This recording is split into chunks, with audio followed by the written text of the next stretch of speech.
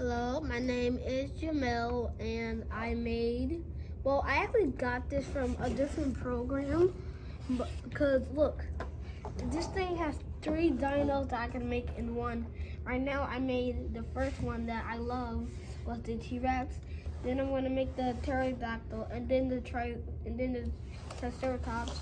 I have my instruction right here, and I am finally done. So this is what it looks like when you're done with it. All my parts are new, nothing's dirty. You can even move his tail and everything. And the hardest part about it is you see his legs keep falling off. And the actually hard part was to snap everything and went out everything. Everything almost broke like 7 times because it kept falling, but luckily my Coke had it. So I'm lucky for that. And yeah, the funnest part about this is that I get to play with it when I get home, and I get to relax and stuff.